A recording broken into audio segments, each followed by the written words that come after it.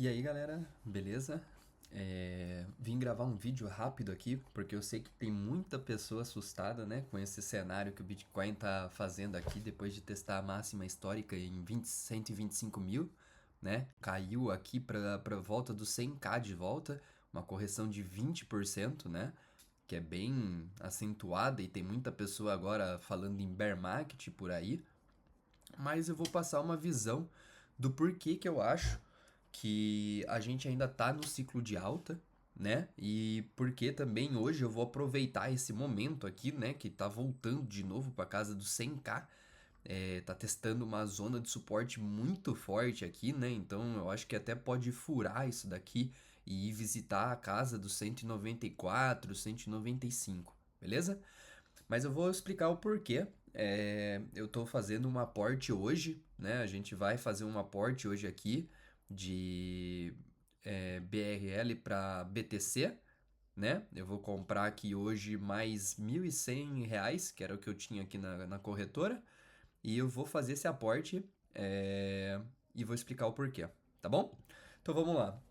Olhando esse cenário aqui, a gente vê duas coisas que são bem negativas, né? Que é esse topo aqui mais baixo do que o topo anterior. Isso cria pra gente uma linha de tendência de baixa, certo? E também um outro topo aqui, né? Que ele marcou um outro topinho menor, ainda não confirmado, né? Mas do dia anterior, que tá caindo ainda mais, né? E o preço hoje só desabou e tá visitando ainda patamares mais baixos agora, certo? Mas por que eu acho que isso aqui é uma limpeza de mercado, tá? Vamos lá. Eu vou trocar aqui para o gráfico semanal para a gente ter uma visão um pouco diferente do que está acontecendo, né? Desses ruídos, porque sempre quando a gente avança aqui no tempo gráfico para tempos menores, a gente tem mais ruídos. O que são ruídos? São pessoas que são levadas por tendências pessimistas de notícia, né? Que não entendem do ciclo de mercado, que acompanham o efeito manada, que vê um anúncio que ainda nem foi confirmado e já toma medida para proteger, vamos dizer assim, né? Ou realiza no prejuízo porque acha que vai desabar ainda mais, né? Ou colocou muito dinheiro aqui pensando na subida que todo mundo tava otimista, falando que ia chegar no 130, no 150 mil, alguns mais otimistas falando que ia chegar até 200 mil, né? E agora tá vendo essa queda.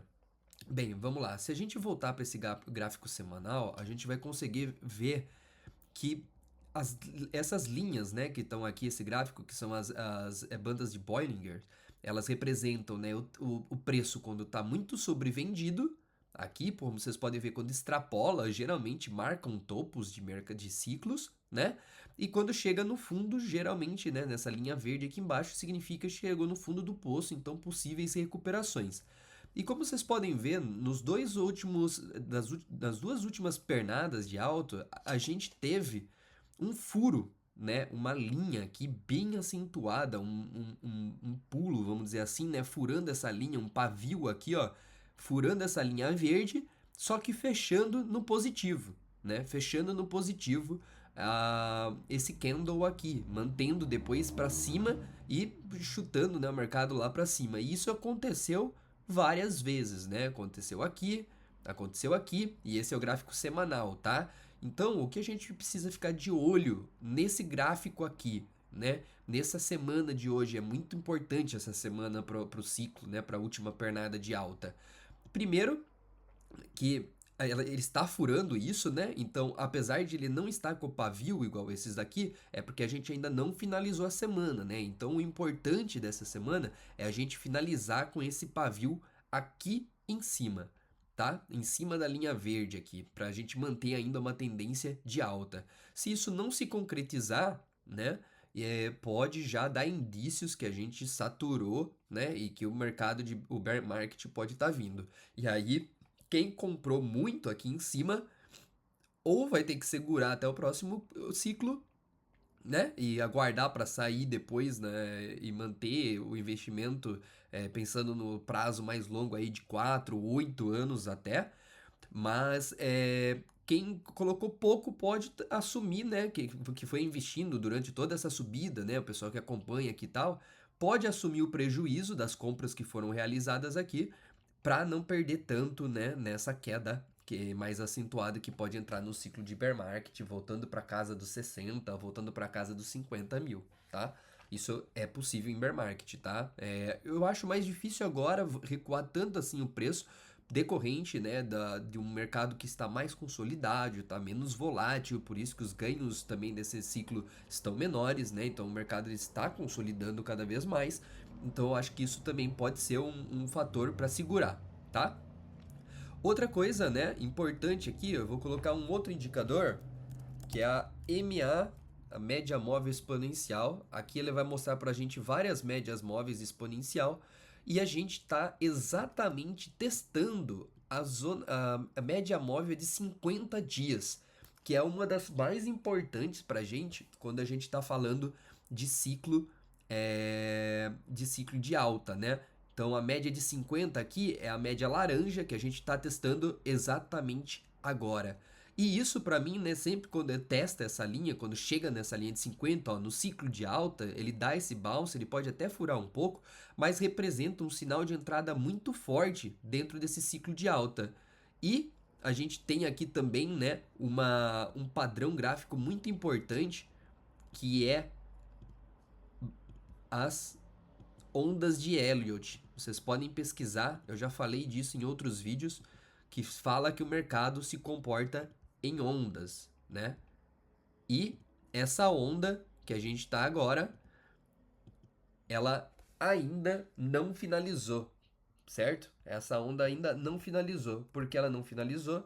Porque geralmente ela tem o mesmo tamanho dessa haste, desta haste aqui, dessa primeira haste, né, levando o mercado mais para cima. Então, poderia, né, tipo, passar essa onda, a última onda, ela é maior, ela pode chegar a valores aqui ainda, né? Mas, bem, é um risco, certo? O mercado está muito, muito pessimista agora. Só que eu esqueci de trazer o gráfico aqui para vocês hoje. Eu vou postar depois no grupo.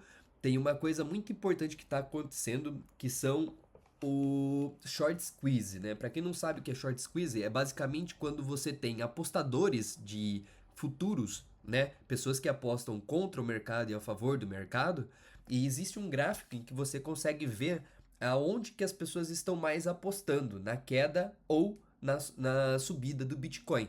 E quando muitas pessoas estão otimistas, geralmente o mercado tende a liquidar essas pessoas, ou seja, a atingir os alvos dessas pessoas, né?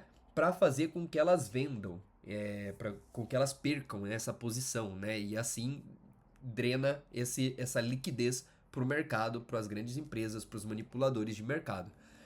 Mas eu gosto muito desse toque da linha de 50,